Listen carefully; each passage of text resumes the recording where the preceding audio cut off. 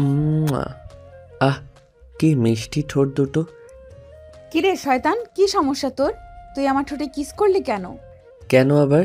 এই যে তোকে বললাম না তো, ঠোঁট দুটো দারুণ মিষ্টি। আমার তোর ঠোঁট দুটো চুষে খেতে সেই ইয়াম্মি লাগে। তাই তো সব সময় তোর ঠোঁট দুটো চুষে খেতে চাই। দেখ, একদম আমার মেজাজ খারাপ করবি না বলে দিলাম। খালামুনি তোকে ডাকছে ঘুম থেকে ওঠার জন্য। তাড়াতাড়ি ঘুম থেকে ওঠ আর নাস্তা খেয়ে খালামুনিকে উদ্ধার করতে বলেছে খালামুনি। খালামুনি একটু বাইরে যাবে তাই। আম্মু কেন আমার জন্য বসে আছে? আম্মুকে বলো চলে যেতে। তুমি তো বাসায় আছো, তুমি না হয় আমাকে নিজের হাতে একটু খাইয়ে দেবে। বাসায় মানুষ থাকে তো সেই সুযোগটা পাও না। আম্মুকে চলে যেতে বলো। একদম চর মেরে তো সব কটা দাঁত ফেলে দিব বলে দিলাম। আমি কেন তোকে নিজের হাতে খাবার খাইয়ে দিতে যাব? চুপচাপ বিছানা থেকে ওঠ আর ফ্রেশ হয়ে নিচে চল। আমার ভার্সিটি যাওয়ার সময় হয়ে গেছে, আমি ভার্সিটিতে চলে যাচ্ছি। এই আশা শোন, আমি তো তোর বড় হই, তাহলে তুই আমাকে সবসময় তুই তুই করে কেন বলিস বলতো? আমায় একটু ভালোবেসে তুমি করে বলতে পারিস না? তুই আগে নিজে ভালো হ, তারপর আমার কাছ থেকে ভালো কিছু আশা করিস। আমি কেন তোকে তুমি করে বলতে যাব? তুই কি আমার সমবয়সী? তুই আমার থেকে মাত্র 3 দিনের বড়, আর তার জন্য আমি তোকে তুমি করে বলতে যাব? কখনোই না। এখন কথা না বাড়িয়ে চুপচাপ নিচে আয়, খালামুনি অপেক্ষা করছে। এই কথা বলে আশা রুম থেকে বের হয়ে চলে গেল। অপরদিকে রাজ বিছানা ছেড়ে উঠল আর ওয়াশরুমে চলে গেল ফ্রেশ হওয়ার জন্য। আয়শা রেডি হয়ে তারপর নিচে গেল নাস্তা খাওয়ার জন্য। নাস্তার টেবিলে বসতেই তার আম্মু তাকে বলতে লাগলো, এই ছেলে, কি সমস্যা তোমার? প্রতিদিন তোমাকে ঘুম থেকে ওঠানোর জন্য আর একজন গামলা রাখতে হয় কেন? তুমি কি সকাল সকাল ঘুমিয়ে আর সকাল সকাল ঘুম থেকে উঠতে পারো না? না, রাতের বেলা আমার আবার মোবাইল টিপাটিপি না করলে একটু ভালো লাগে না, আর ঘুম তো একদমই আসে না। তাহলে আমি তাড়াতাড়ি ঘুমাবো কি করে? তাছাড়া আশা তো আমাদের বাড়িতে বসে বসেই খাচ্ছে, তাহলে সকালবেলা আমাকে ঘুম থেকে ডেকে তোলার চাকরিটা করলে তো খারাপ হয় না? আমাকে কি তুই নিজের চাকর পেয়েছিস নাকি, যে আমি প্রতিদিন সকালবেলা তোকে ঘুম থেকে ডেকে তুলবো? আমি পারবো না তোকে ঘুম থেকে ডেকে তুলতে। যদি তোর ইচ্ছে থাকে তাহলে নিজে নিজেই ঘুম থেকে উঠতে পারিস, তা না হলে সারা দিন ঘুমিয়েই কাটিয়ে দিস। তোকে ভার্সিটিতেও যেতে হবে না। আর হ্যাঁ খালামণি, আমি তোমাকে বলে দিচ্ছি, আজকের পর থেকে কিন্তু আমি আর কখনোই তোমার ছেলেকে ডাকতে যাব না। একে তো আমাদের বাড়িতে বসে বসে খাচ্ছিস, তার উপর আবার এত বড় বড় কথা বলছিস। তুই যদি আমাকে ঘুম থেকে ডেকে তুলতে না পারিস, তাহলে কি তোকে বসিয়ে বসিয়ে খাওয়াবো নাকি? চুপ কর বেয়াদব মার্কা ছেলে, চর দিয়ে তোর সব কটা দাঁত ফেলে দিব বলে দিলাম। তুই কি নিজে ইনকাম করিস নাকি? নিজেই তো অন্যের কামাই খাচ্ছিস, তার উপর আবার বড় বড় কথা বলছিস। আজ আসুক তোর বাবা, আমি তোর বাবাকে সব বলবো। হায় আল্লাহ, এটা কি করতে গিয়ে কি হয়ে গেল? আমি নিজের বাড়িতে থাকি নাকি অন্যের বাড়িতে থাকি সেটাই তো বুঝতে পারছি না। আমার নিজের আম্মু আমাকে থ্রেট করছে যে আমার আব্বুর কাছে আমার নামে বিচার দিবে। হ্যাঁ, তুমি একদমই ঠিক শুনতে পেয়েছো। যাও, তুমি যদি আমার কথা না শোনো আর উল্টাপাল্টা কাজ করো, তাহলে আমি তোমার আব্বুর কাছে তোমার নামে বিচার দিতে বাধ্য হব, কারণ তুমি ইদানিং বড্ড বেশি বেয়াদব হয়ে যাচ্ছ। খালামুনি, আমি আসছি, ভার্সিটির টাইম হয়ে গেছে। তোমার ওই উগান্ডা মার্কা ছেলের নাস্তা শেষ হলে তারপর ভার্সিটিতে পাঠিয়ে দিও। এই তুই উগান্ডা কাকে বলছিস? তুই উগান্ডা, তোর 14 গোষ্ঠী উগান্ডা। আমার সঙ্গে ভদ্র ভাষায় কথা বলবি, তা না হলে কিন্তু তোর সঙ্গে খারাপ কিছু হয়ে যাবে বলে দিলাম। তাই নাকি? কি করবি তুই? প্রয়োজন হলে তোকে বিয়ে করে সারা জীবন আমার বউ বানিয়ে রাখবো, যাতে করে তুই কখনোই আমার উপরে যেতে না পারিস আর আমার উপর হুকুম খাটাতে না পারিস। হ্যাঁ, তাহলে তো ভালোই হবে। তাহলে আর আমার ভাগ্নির জন্য আলাদা করে পাত্র খুঁজতে হবে না। কিন্তু দুর্ভাগ্য, আমার বোন হয়তো তোর মতো উগান্ডা মার্কা ছেলের সঙ্গে নিজের মেয়েকে বিয়ে দিতে কোনোদিনই সম্মত হবে না। নীল তখন বুঝতে পারল এখানে কথা বলে কোনো লাভ নেই। যেখানে নিজের মা সন্তানের পক্ষ নিয়ে কথা বলে না, সেখানে কথা বলাই তো অনর্থক। তাই সে আর কোনো কথা না বলে চুপচাপ নাস্তা শেষ করে ভার্সিটির উদ্দেশ্যে বের হয়ে পড়ল। এদিকে আশা তো অনেকক্ষণ আগেই ভার্সিটিতে চলে এসেছে।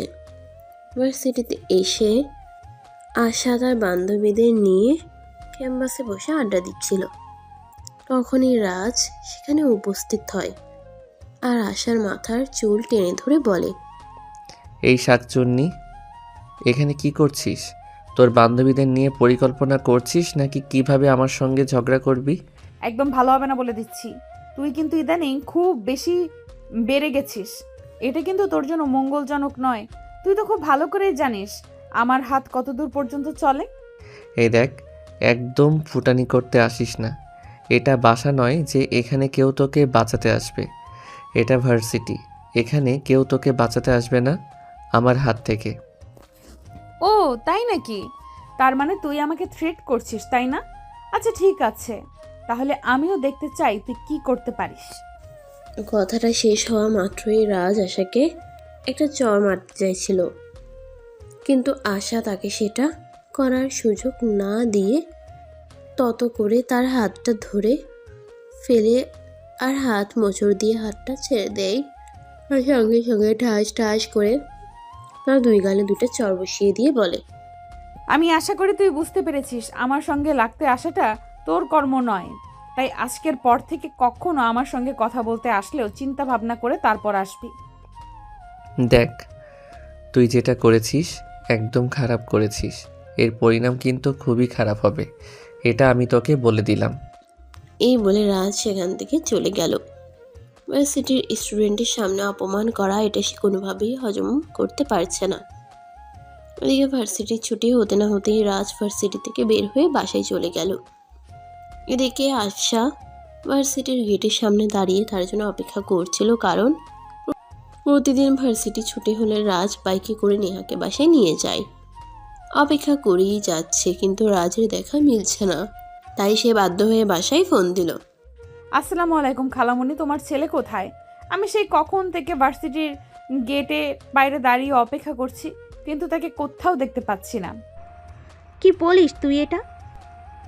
আমার আগে সন্দেহ হয়েছিল, কিন্তু রাজ তো আমাকে বাসে এসে বলল তুই নাকি তোর বান্ধবীদের সঙ্গে ঘুরতে গেছিস আর তাকে নাকি বাসে চলে আসতে বলেছিস। একদম মিথ্যা কথা খালামণি। তোমার ছেলে ভার্সিটিতে এসে আমার সঙ্গে বেয়াদবি করেছে, আমার গায়ে হাত তুলতে চেয়েছিল। আমি তাকে সেটা করতে দেইনি বলে সে আমার সঙ্গে রাগে এসব করছে।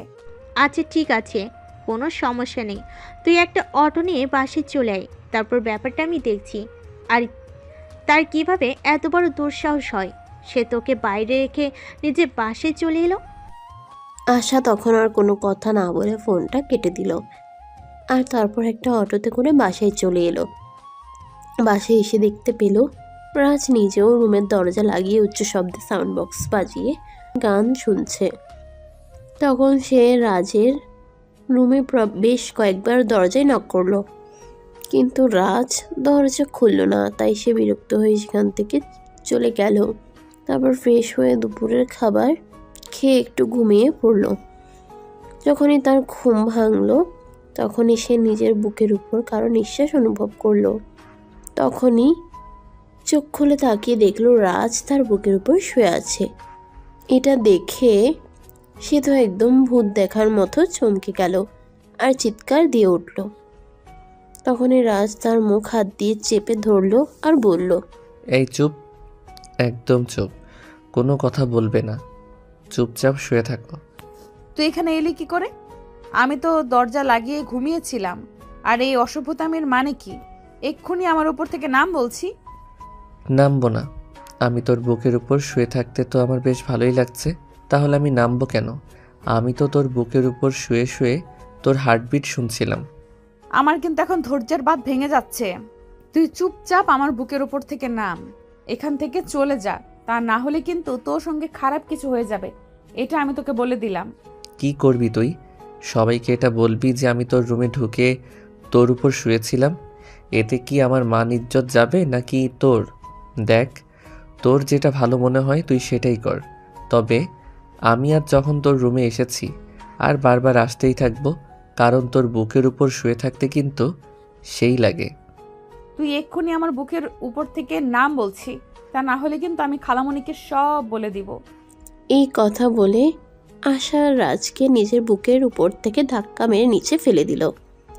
আর রাজ ধাক্কার তাল সামলাতে না পেরে একদম সরে পড়ে গেল। আর তখনই ও মা গো বাবা গো বলে একটা চিৎকার দিল। চিৎকার শুনে রাজের আম্মু কিচেন থেকে দৌড়ে উপরে চলে আসলেন আর আশার রুমের দরজায় নক করতে থাকেন। কি ব্যাপার আশা, কি হয়েছে? তোর রুমে চিৎকারের আওয়াজ শুনতে পেলাম। কই খালামণি, তুমি মনে হয় ভুল কিছু শুনেছ। আমি তো আমার রুমে শুয়ে শুয়ে ঘুমাচ্ছিলাম, তাহলে এখানে চিৎকার করবে কে? হ্যাঁ, হয়তো সেটাও হতে পারে। আসলে এখন তো তোদের নিয়ে অনেক চিন্তা হয়, কারণ দুইটা ছেলে মেয়ে তো সারাদিন সতীনের মতো ঝগড়া করিস। আচ্ছা ঠিক আছে, আমি চলে যাচ্ছি, তুই একবার একটু রান্না করে আসিস। আজ রাতে বাসায় কিছু মেহমান আসবে, তাই একটু আমাকে সাহায্য করবি।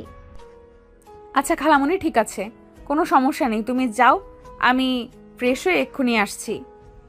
তখন রাজের আম্মু আর কোনো কথা না বলে চুপচাপ সেখান থেকে চলে গেলেন। এদিকে আশা বিছানা থেকে নেমে সোজা ওয়াশরুমে চলে গেল। তারপর ফ্রেশ হয়ে এসে দেখতে পেল রাজ এখনো তার বিছানার উপর বসে আছে। তাই সে রাজকে বলতে লাগলো, এই বেয়াদ্দব, আমার কাছে এলে তুই এখনো এখানে বসে আছিস কেন? নাকি তোর লাজ লজ্জা বলতে কিছুই নেই, আর এখনো এখানে বসে আছিস আমার আরো কঠোর কথা শোনার জন্য? তুই আমাকে আর কিছু নাবি, এই যে তুই আমাকে ধাক্কা দিয়ে ফ্লোরে ফেলে দিয়েছিস, এখন তো কোমরে প্রচণ্ড ব্যথা পেয়েছি, আমার হাঁটতেও কষ্ট হচ্ছে। তুই একটু আমাকে কোলে করে আমার রুমে দিয়ে আয়। ওরে বাবারে, ঢং দেখে আর বাঁচি নাই। শোন, আমাকে এত ঢং দেখাতে আসিস না, তোর এসব ঢং দেখতে আমার একদমই ভালো লাগে না। চুপচাপ এখান থেকে চলে যা, আমি যেন ফের রুমে এসে তোকে আর এখানে দেখতে না পাই। এই কথা বলে আশা বেগম বের হয়ে কিচেনে চলে গেল আর তার খালামণিকে রান্নার কাজে সহযোগিতা করতে বলল। এদিকে দেখতে দেখতে রাত 8টার মতো হয়ে গেল। রান্নার কাজ প্রায় শেষ। তাই আশা খালামণির কাছ থেকে বিদায় নিয়ে নিজের রুমে চলে আসলো পড়াশোনা করার জন্য। সে নিজের পড়া শেষ করে রাতের খাবার খেয়ে ঘুমিয়ে পড়ল। এর পরদিন সকালবেলা যখন ভার্সিটি যাবে, রেডি হয়ে ড্রয়িং রুমে বসে অপেক্ষা করছে রাজের জন্য, কিন্তু রাজ এখনো নিচে আসছে না। তাই সে রাজের আম্মুকে বলল, খালামণি, তোমার ছেলে কি এখনো ঘুম থেকে ওঠেনি নাকি? সে কখন থেকে অপেক্ষা করছে ভার্সিটিতে যাওয়ার জন্য। সে যদি এখনো ঘুম থেকে না ওঠে তাহলে তো ভার্সিটি লেট হয়ে যাবে। একটা কাজ কর, তুই একটা অটোতে করে ভার্সিটিতে চলে যা। আমি আর রাজকে ডাকাডাকি করতে পারবো না। তার যদি ইচ্ছে হয় সে ঘুম থেকে উঠবে, না হলে ঘুম থেকে ওঠার কোনো প্রয়োজন নেই। তার যা ভালো লাগে সে তাই করুক। আচ্ছা ঠিক আছে খালামণি, কোনো সমস্যা নেই। আসলে তোমাকে এই জন্যই বললাম, আমি যদি তোমাকে না বলে ভার্সিটিতে চলে যাই তারপর তো আবার তুমি আমাকে কিছু বলতে পারো, তাই। এ বলে আশা খালামণির কাছ থেকে বিদায় নিয়ে বাসা থেকে বের হয়ে চলে গেল। এদিকে রাজের যখন ঘুম ভাঙলো তখন প্রায় দুপুর 12টার মতো বাজে। সে ঘুম থেকে উঠে মোবাইলটা হাতে নিল। মোবাইল হাতে নিয়ে যখন দেখতে পেল প্রায় 12টা বাজে, তখন সে চিৎকার করে তার আম্মুকে ডাকতে লাগলো, আম্মু, ওই আম্মু, কোথায় তুমি? একটু তাড়াতাড়ি এদিকে আসো তো। কি ব্যাপার, কি হয়েছে? তোর কি সমস্যা? এভাবে সারের মতো চেঁচামেচি করছিস কেন? আমি ষাঁড়ের মতো চেঁচামেচি করছি তাই না? আচ্ছা ঠিক আছে, এখন তুমি আমাকে এইটা বলো যে এখন কয়টা বাজে? এখন কয়টা বাজে সেটা জেনে আমার কোনো কাজ নেই, তাই আমি দেখার বা জানার কোনোটাই প্রয়োজন বোধ করছি না। আম্মু, এখন দুপুর 12টা বেজে গেছে, তুমি আমাকে সকালবেলা ঘুম থেকে ডেকে দাওনি কেন? আমার তো আজ ভার্সিটিতে যাওয়াই হলো না, সামনেই আমার এক্সাম। এখন যদি ভার্সিটিতে না যাই তাহলে প্রিন্সিপাল স্যার আমাকে বকাবকি করবে। তোমার সঙ্গে যেটা হওয়ার উচিত সেটা তো হতেই হবে, কারণ তুমি তো সেটারই যোগ্য। যে ছেলে নিজের ইচ্ছে ঘুম থেকে উঠে ভার্সিটি যেতে পারে না, তাকে কেন আরেকজন ঘুম থেকে ডেকে দিতে যাবে? তোমার ইচ্ছে হলে তুমি নিজের ইচ্ছাতেই ঘুম থেকে উঠে ভার্সিটি যেতে পারো, আর না হলে নাই। আমাদের কোনো মাথা ব্যথা নাই এই ব্যাপারে। রাজ তখন খুব ভালোভাবে বুঝতে পারলো তার আম্মুর সঙ্গে কথা বলে আর কোনো লাভ হবে না, তাই সে কোনো কথা না বলে চুপচাপ বিছানা থেকে নেমে ওয়াশরুমে চলে গেল। তারপর ফ্রেশ হয়ে একটা নতুন শার্ট আর একটা নতুন প্যান্ট পরে বাসা থেকে বের হয়ে চলে যাচ্ছিল। এমন সময় পেছন থেকে তার আম্মু বলে ওঠেন, তো কি ব্যাপার মহাশয়, এভাবে আপনি সেজেগুজে রেডি হয়ে কোথায় যাচ্ছেন একটু বলা যাবে কি? আমার যেখানে ইচ্ছা আমি সেখানে যাচ্ছি, কারণ এই বাড়িতে তো আমার কোনো মূল্য নেই। আমি কাউকে কোনো কথা বলে শোনাতেও পারি না। আমি কোনো কথা বলতে গেলে উল্টে আমাকে আরও কথা শুনতে হয়। তাই ভাবছি নিজেকে একান্ত একটু সময় দেই, যেখানে আমার কারো কথা শোনা লাগবে না। তাহলে একটা কাজ করতে পারিস, তুই তোর নিজের সমস্ত জিনিসপত্র নিয়ে বাসা থেকে চলে যেতে পারিস। তাহলে আর তোকে কেউ কোনো ব্যাপারে বিরক্ত করবে না, আর তোকেও বিরক্ত হতে হবে না। তোর জিনিসপত্রগুলো গুছিয়ে নিতে পারবি নাকি আমাকে সহযোগিতা করতে হবে? আল্লাহ, তুমি আমাকে উদ্ধার করো। এ কেমন ফ্যামিলিতে আমায় জন্ম দিলে? আমি তো সেটাই ভাবতে পারছি না, যেখানে আমার নিজের আম্মুও আমার কথা ভাবে না। এরপর রাজ আর কোনো কথা না বলে চুপচাপ বাসা থেকে বের হয়ে চলে গেল। বাইরে একটা ছোট্ট চায়ের দোকানে বসে আড্ডা দিচ্ছে। ঠিক তখনই ভার্সিটি ছুটি হয়ে গেল। আশা একটা অটো রিকশায় করে বাসার দিকে যাচ্ছিল। তখনই রাজ তার পথ আগলে দাঁড়ায় আর রিকশার সামনে দাঁড়িয়ে বলে, এই শাকচুন্নি ডাইনি, কি সমস্যা তোর বল তো আমাকে। রাজ, ভদ্রভাবে কথা বল। এটা বাসা নয়, এটা রাস্তা, আর আশপাশের লোকজন দেখছে। তাই আমি আশা করব তুই এমন কিছুই করবি না যেটা তোর আর আমার দুজনেরই ক্ষতি হবে। এই দেখ, এত ভদ্রতা দেখাতে আসিস না। তোকে আমার চেনা হয়ে গেছে। তুই আমার 7 জন্মের শত্রু। তাই তো তোকে আমি বিয়ে করে আমার ঘরের বউ বানিয়ে রাখতে চাই, যাতে আমার সঙ্গে শত্রুতামি করার সাহস না দেখাতে পারিস। এই স্বপ্নটা তো সারা জীবন স্বপ্নই রয়ে যাবে, কোনোদিনও তা বাস্তবে পরিণত হবে না। কারণ তোর মতো উগান্ডাদের বংশধরের সঙ্গে আমি কেন, পৃথিবীর কোনো মেয়ে বিয়ে করবে না। এই বলে আশা রিকশাওয়ালা মামাকে রিকশা চালাতে বলল। আর রিকশাওয়ালা মামা তো এখন সেখানে আর দাঁড়িয়ে না থেকে রিকশা চালিয়ে আশাকে বাসা পর্যন্ত পৌঁছে দিল। বাসায় এসে আশা তার খালামণির কাছে সবকিছু খুলে বলল। সবকিছু শুনে তার খালামণি বলল, আমি বুঝতে পারি না এই ছেলেটার আসলে সমস্যাটা কোথায়, মাথায় নাকি পেটে? আচ্ছা ঠিক আছে, তুই কোনো চিন্তা করিস না, আজ বাসে আসুক, একে এমন শিক্ষা দিব জনমের মতো ভালো হয়ে যাবে। এই কথা তো তুমি প্রতিদিনই বলো, কিন্তু আদৌ কি তুমি তোমার ছেলেকে একটুও ভদ্র করতে পেরেছো? পারোনি তো। আসলে এটা তোমাদেরই ব্যর্থতা, কারণ নিজের সন্তানকে সুশিক্ষায় শিক্ষিত করতে না পারলে এরকম তো হবেই। আশা, ভদ্রভাবে কথা বল, ভুলে যেও না আমি তোমাদের খালামণি হই। আর রাজ আমার নিজের ছেলে, তাকে আমি যথেষ্ট শাসন করি, কিন্তু ছেলেটা মানে বিগড়ে গিয়েছে। তো আর কি করব বলো? এটা তো আর মেরে ফেলার মতো জিনিস নয় যে মেরে ফেলে দেব। হাজার হোক আমার নিজের সন্তান বলে কথা। আই এম সরি খালামণি, আমি আসলে তোমাকে হার্ট করতে চাইনি, কথাটা মুখ ফসকে বের হয়ে গেল। সরি, প্লিজ আমাকে ক্ষমা করে দিও। এই বলে নেহা সেখান থেকে চলে গেল। আর সেদিন রাত সারাদিন বাসায় আসলো না। যখন বাসায় আসলো তখন রাত প্রায় 10টার কাছাকাছি বাজে। সবাই খেয়ে দিয়ে নিজের রুমে চলে গেছে। তার আম্মু ড্রয়িং রুমে বসে তার জন্য অপেক্ষা করছে।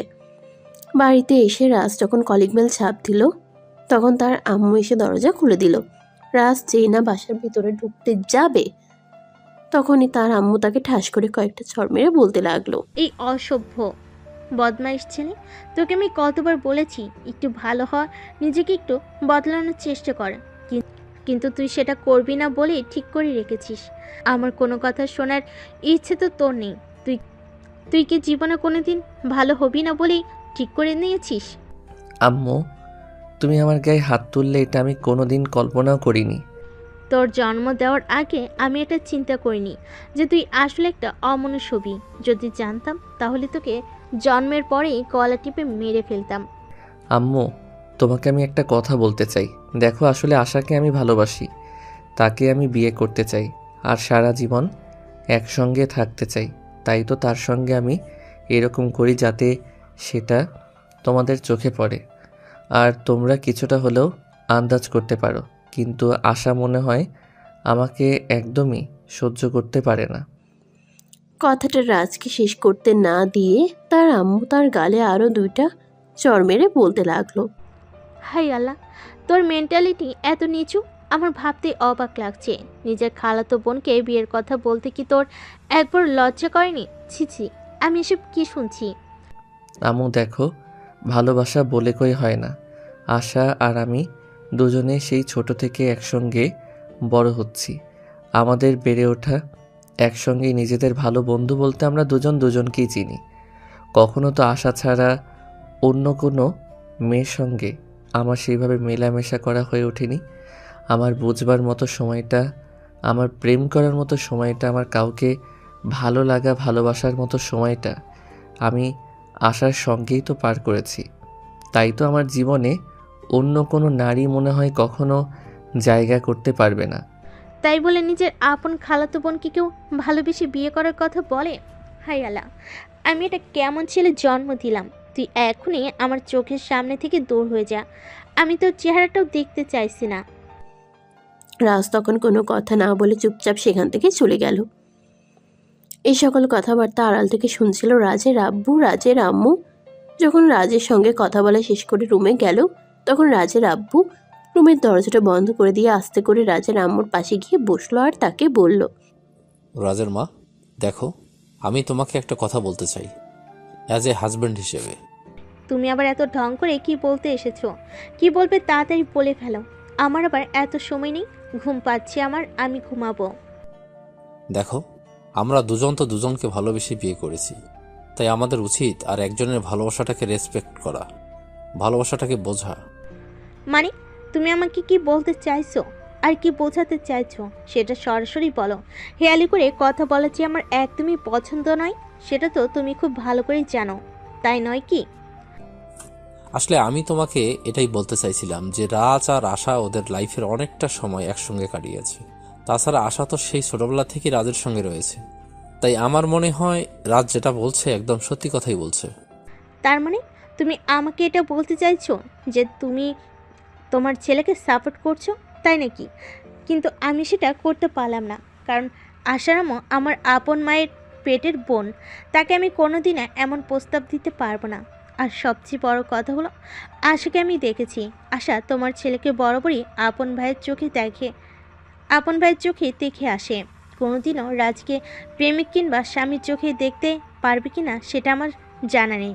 এই কথা বলে রাজের আম্মু বিছানায় গিয়ে ঘুমিয়ে পড়লো। আর এদিকে বেশ কয়েকদিন সময় কেটে গেল। রাজ আর আশা দুজনেই অনার্স ফাইনাল ইয়ারে এবছর পরীক্ষা দিয়েছে। পরীক্ষা শেষ হয়েছে এই তো 2 দিন হলো, তাই তারা গ্রামের বাড়িতে যাবার জন্য রেডি হচ্ছে।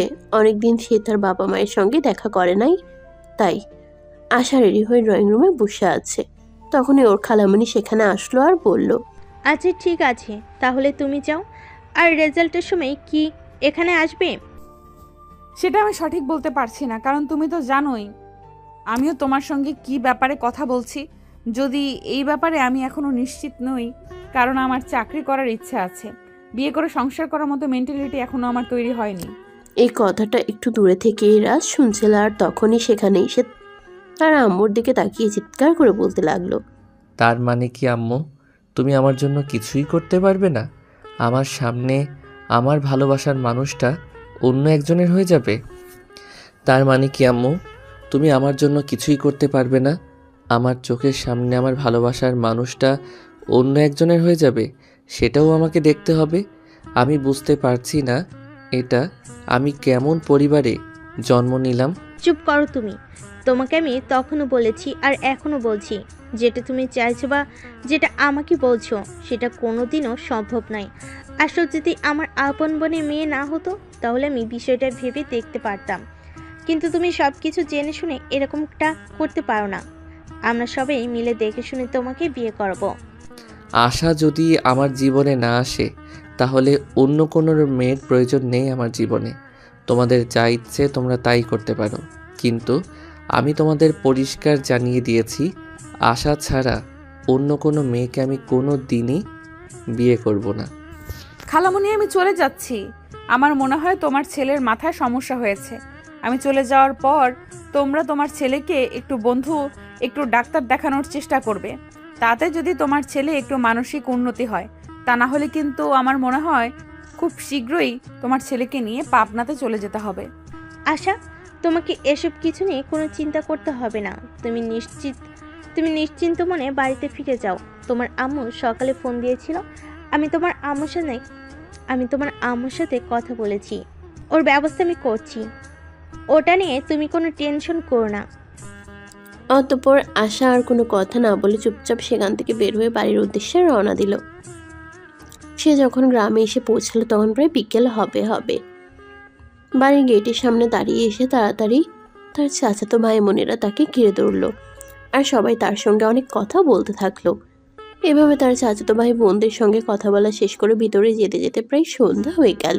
তার আম্মু তখন রান্নাঘরে কাজ করছিল, তাকে দেখে বলল, কি ব্যাপার আশা, তোমার আসতে এত দেরি হলো কেন? আমি তো সকালবেলা তোমার খালামণির সঙ্গে ফোনে কথা বলেছিলাম। সে তো বলেছিল তুমি দুপুরের মধ্যেই চলে আসবে, কিন্তু এদিকে তো বিকেল গড়িয়ে সন্ধ্যা হয়ে গেল। আম্মু খালামণি ঠিক কথাই বলেছিল, কিন্তু সমস্যা হলো রাস্তায় প্রচুর যানজট ছিল, যার কারণে আমাকে আসতে দেরি হয়েছে। যাই হোক, কোনো ব্যাপার না। আমার খুব ক্ষুধা পেয়েছে, আমাকে কিছু খেতে দাও। তোমার আর রাজার দুজনেরই তো ভার্সিটি বন্ধ, তাহলে তুমি তোমার সঙ্গে রাজকে এখানে নিয়ে আসতে পারতে। ছেলেটা তো সেই ছোটবেলা থেকে শহরে বড় হয়েছে, গ্রামের পরিবেশ আর আবহাওয়া তো সে দেখেইনি। ছেলেটাকে তোমার সঙ্গে নিয়ে আসলে কয়েকটা দিন এখানে থাকতে পারতো। তোমার ওই উগান্ডারের বংশধর ভাগ্নেকে এখানে নিয়ে আসার কোনো ইচ্ছে আমার নেই। ওদের বাড়িতে রয়েছি বলে আমাকে যেইভাবে ইচ্ছে সেইভাবে জ্বালিয়ে, আর এখানে আমি নিজের বাড়িতে এসে কি ওর জ্বালাতন সহ্য করব নাকি? এটা কিন্তু তুমি একদম ঠিক বলনি। তুমি যদি তোমার খালামণির কাছে এতদিন থাকতে পারো, তাহলে তো সে কয়েকটা দিন আমার কাছে থাকার আশা করতেই পারে। যাই হোক, তুমি ভেতরে যাও, আমি কাল না হয় পরশু রাজকে ফোন দিয়ে এখানে আসতে বলবো। আশা তখন তার আম্মুকে কোনো উত্তর না দিয়ে চুপচাপ সেখান থেকে চলে গেল। রুমটাতে এতদিন বহু বছর পর পর আসা হতো, কিন্তু এখন সে অনেকদিন থাকতে পারবে এখানে, যতদিন পর্যন্ত তার বিয়ের সম্বন্ধ ঠিক না হচ্ছে।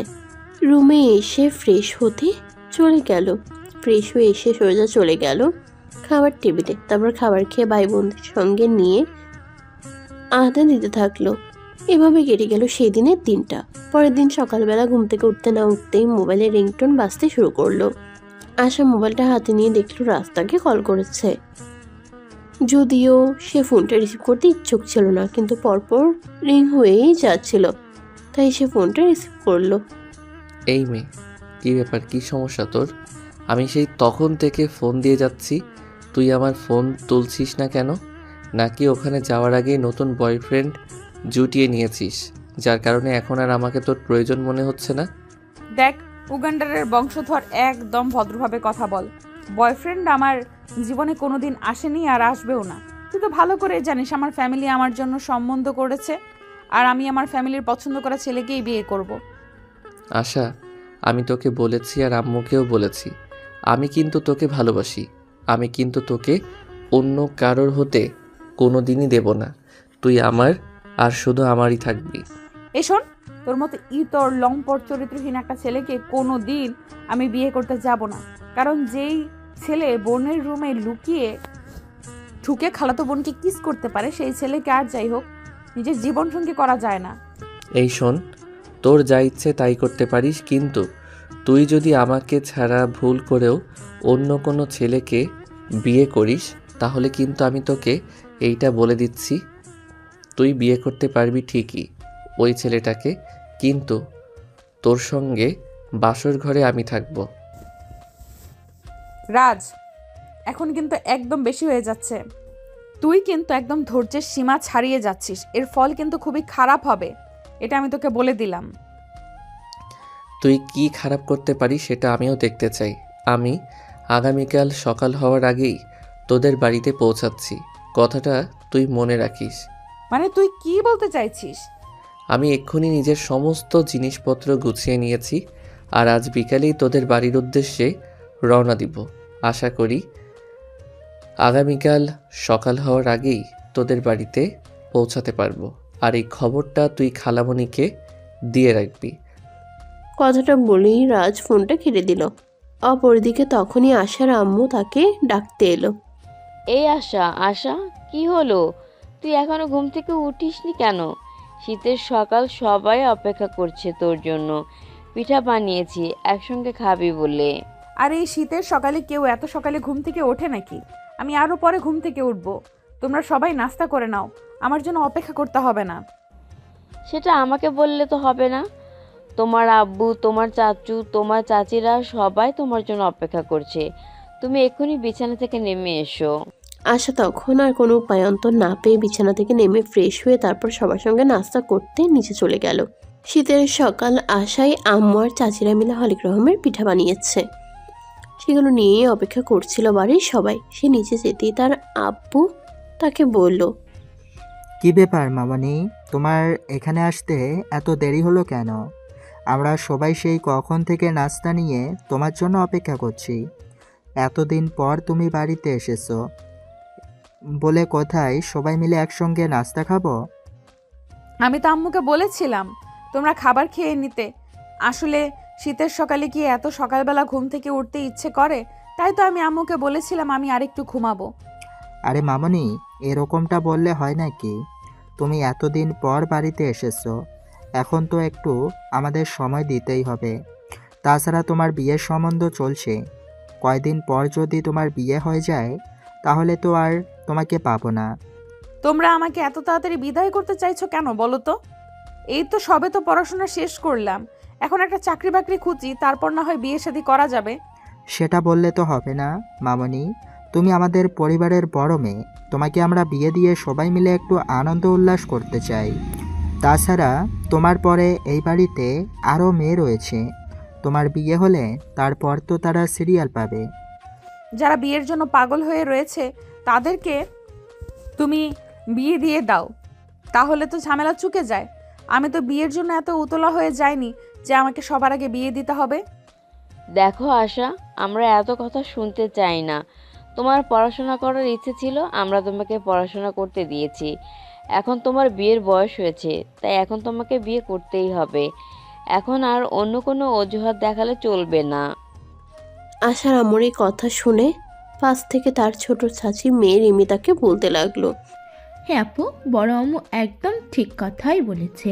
তুমি বিয়েটা করে নিলেই আমাদের সিরিয়াল এসে পড়বে। তুমি তো জানোই আমার বয়ফ্রেন্ড আমাকে বিয়ের জন্য তাড়া দিচ্ছে। এখন ফ্যামিলির বড় মেয়েকে রেখে তো আর আমি বিয়ে করে নিতে পারি না। তাই তুমি বিয়েটা করে নিলেই আমার পথটা ক্লিয়ার হয়ে যাবে। তোর যখন এতই বিয়ের প্যারা, তাহলে তুই এখনো বসে আছিস কেন? জলদি করে বিয়েটা করে নে। প্রয়োজন হলে চল, আমি তোদের নিয়ে গিয়ে কাজী অফিসে বিয়ে করিয়ে দিই। আরে আশা আপু, তুমি এটা কি বলছো? তুমি পরিবারের বড় মেয়ে, আমরা সবাই মিলে আগে তোমাকে বিয়ে দিতে চাই, তারপর রিমির বিয়ে নিয়ে চিন্তা করব। আশা তখন সব কটাকে ধমক মেরে রাস্তার টেবিল থেকে উঠে চলে গেল। এর পরদিন সকাল হতে না হতেই কলিং বেলের আওয়াজ শোনা যাচ্ছিল। আশা ঘুম থেকে উঠে নিচে গিয়ে দরজাটা খুলে দিল। দরজা খুলেই সে দেখতে পেল রাস্তার সামনে দাঁড়িয়ে আছে। কিরে, কি ব্যাপার? কি সমস্যা তোর? তুই কেন এখানে এসেছিস? আমার শ্বশুর বাড়িতে আমি এসেছি, এটা কি আমি তোর কাছে কৈফিয়ত দেব নাকি কেন এসেছি? তুই আমার চোখের সামনে থেকে সর আর আমাকে ভিতরে যেতে দে। দেখ, একদম অসভ্যতামো করবি না, তাহলে কিন্তু তোর সঙ্গে খারাপ কিছু হয়ে যাবে বলে দিলাম। তুই চুপচাপ এখান থেকে চলে যা। এটা আমার বাড়ি, তোর শ্বশুর বাড়ি কেন হতে যাবে বল হারামজাদা? আশার আম্মু রান্নাঘর থেকে তাদের দুজনের কথোপকথন শুনছিল। উনি রাজের কণ্ঠ শুনে কিছুটা বুঝতে পেরেছিলেন, তাই বের হয়ে দরজার সামনে আসলেন। আরে, এটা আমি কাকে দেখছি? রাজ, তুমি কখন এলে? আর আসবে আমাকে ফোন দিয়ে বলনি কেন? তোমাকে সারপ্রাইজ দেব বলে জানানো হয়নি।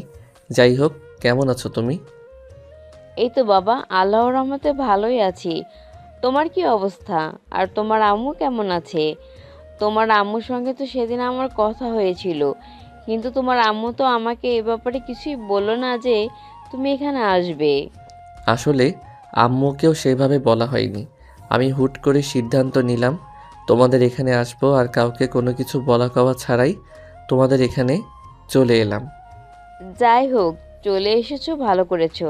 এখন ভিতরে যাও, বিশ্রাম নাও। আমি সবার জন্য নাস্তা করছি, সবাই একসঙ্গে নাস্তা খাবে। আচ্ছা খালামণি, ঠিক আছে, কোনো সমস্যা নেই। আমি এক্ষুনি ফ্রেশ হয়ে চলে আসছি। কতদিন তোমার হাতে বানানো খাবার খাওয়া হয় না। বহু বছর পর তোমার হাতের খাবার খাওয়ার সুযোগ হলে তখন কি আর আমি দেরি করতে পারি? আমি এক্ষুনি আসছি। এই কথা বলে রাজ উপরে চলে গেল। আর বেশ কিছুক্ষণ পর সে ফ্রেশ হয়ে নিচে চলে আসলো। সবাই মিলে একসঙ্গে নাস্তার টেবিলে নাস্তা খেতে বসেছে। তখনই রাজ আশার পায়ে একটা খামচি মারলো। তারা দুজনেই সামনাসামনি বসেছিল, তাই আশা সেটা দেখে রাগে গজগজ করতে থাকলো, কিন্তু সবার সামনে কিছু বলতে পারলো না। তাই সে নাস্তা শেষ না করেই টেবিল থেকে উঠে নিজের রুমে চলে গেল। আশা তখন মোবাইলে ফেসবুকের নিউজ ফিডে ঘোরাঘুরি করছিল। কি ব্যাপার ডার্লিং, কি করছো তুমি? ফালতু মার্কা কথাবার্তা বন্ধ কর। আর তুই আমাকে এটা বল যে তুই এখানে কেন এসেছিস। আমি তো তোকে এখানে আসতে নিষেধ করেছিলাম, তারপরও কেন বেহায়ার মতো এখানে চলে এসেছিস? তোকে ছাড়া থাকতে পারছিলাম না, তাই তো তোর কাছে ছুটে চলে এলাম। আমার মনে হয় আমি এখানে আসাতে তুই খুশি হোসনি, তাই না? তুই এখানে আসাতে আমি যে একদম খুশি হইনি সেটা তুই খুব ভালো করেই বুঝতে পেরেছিস। তারপরও তুই কেন বেহায়ার মতো এখানে এসেছিস বলতো? কারণ আমি তোকে ভালোবাসি। তোকে আমি আমার চোখের সামনে অন্য কারো হয়ে যেতে দেব না। যেভাবেই হোক তোকে আমি আমার করেই নিব। তোর মনের এই সুপ্ত আশাটা কোনোদিনও পূরণ হবে না, এটাই আমার বিশ্বাস। কারণ আমি তো তোকে কোনোদিনও বিয়ে করব না, আর আমার ফ্যামিলিও মনে হয় না কোনোদিনও তোর এসব পাগলামির কোনো গুরুত্ব দেবে বলে। শোন ছেলে, আমি লাখে একটা, আমার মতো ছেলে কিন্তু তুই জীবনেও খুঁজে পাবি না। তাই আমাকে বিয়ে করার অপশনটা তুই এভাবে রিজেক্ট করতে পারিস না। এখনও সময় আছে, তুই চিন্তা করে দেখ। আশা তার এইসব কথার কোনো পাত্তা না দিয়ে সেখান থেকে বের হয়ে সোজা বাইরে চলে গেল।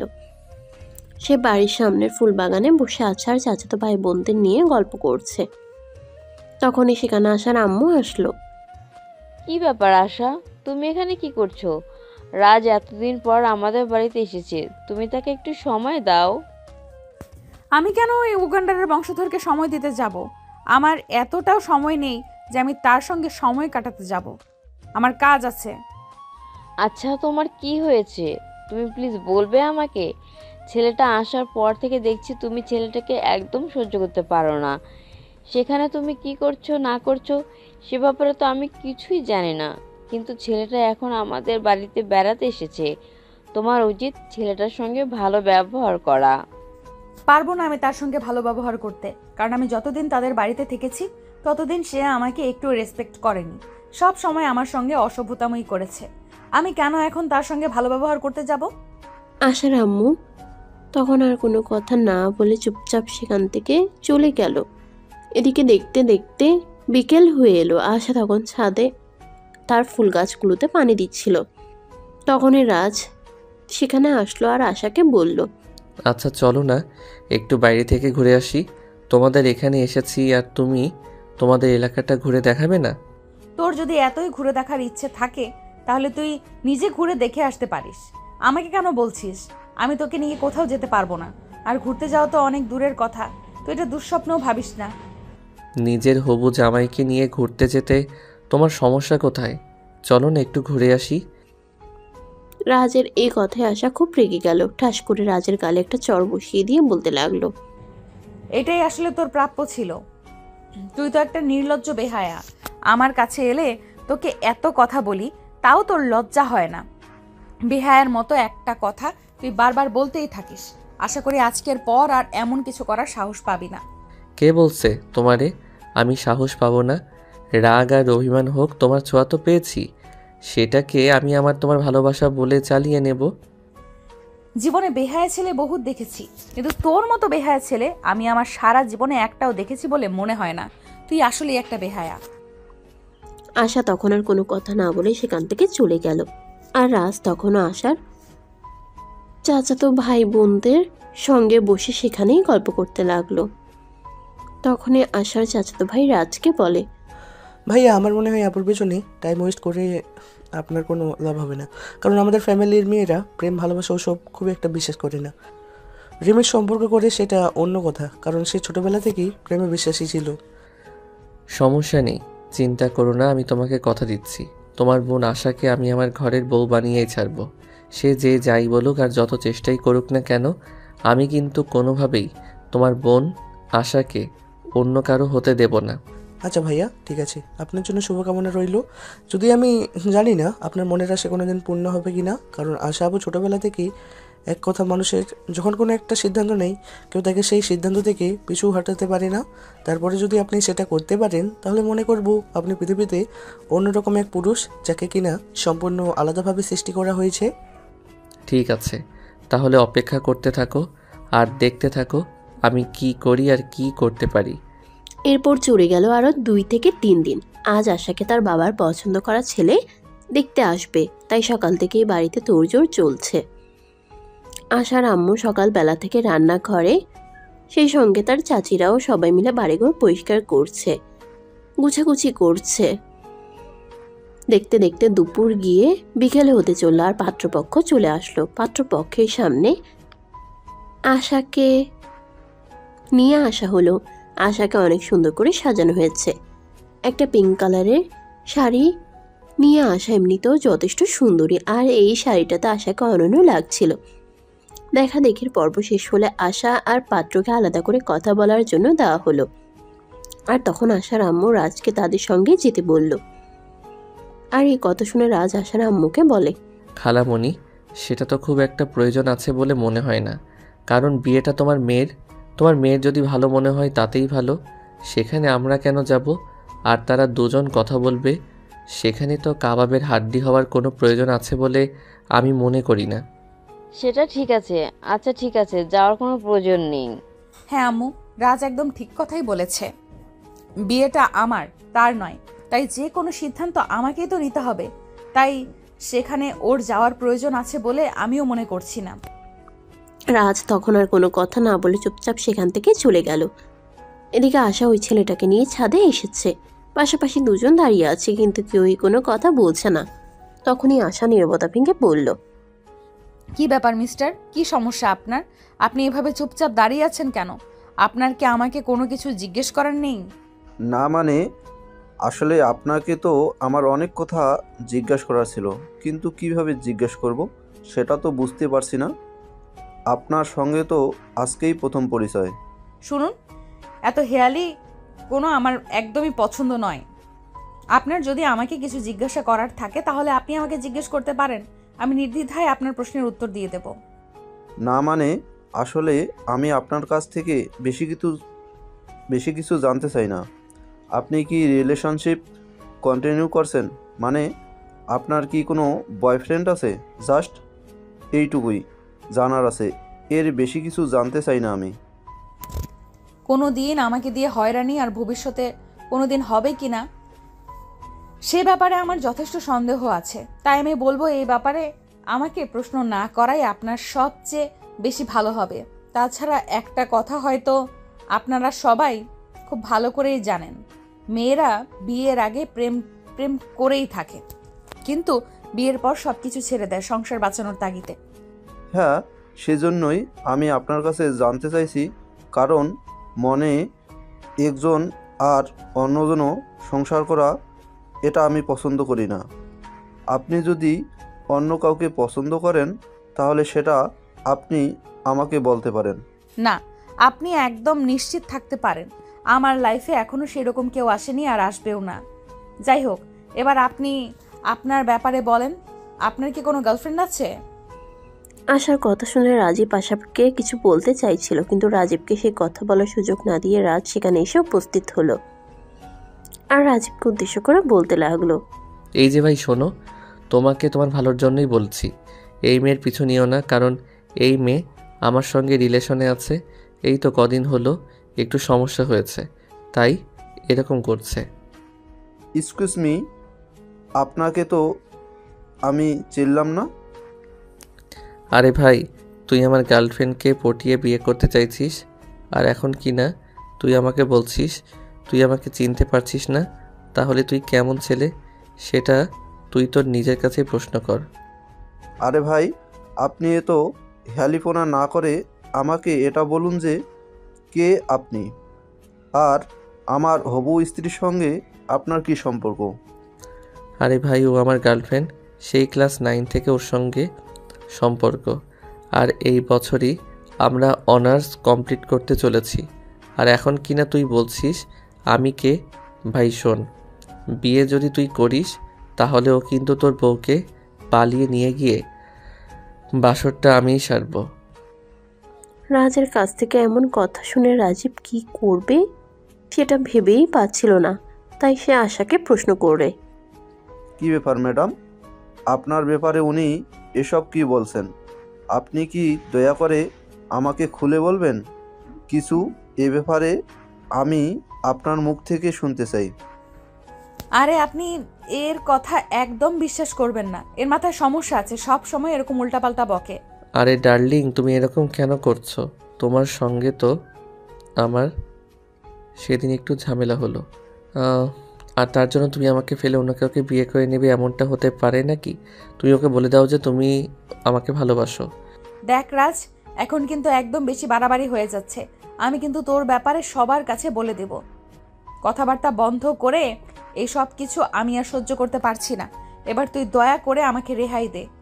এতদিনের ভালোবাসার সম্পর্ক আমাদের, আর তুই আমাকে বলবি আমি তোকে রেহাই দিয়ে দিব? এমনটা তো হতেই পারে না। আমি আমার সামান্য একটা ভুলের জন্য নিজের ভালোবাসাকে কখনোই হারাতে পারবো না। তুই আমার প্রথম আর শেষ ভালোবাসা, জীবনের বিনিময়ে হলেও তোকে আমি আমার করবই।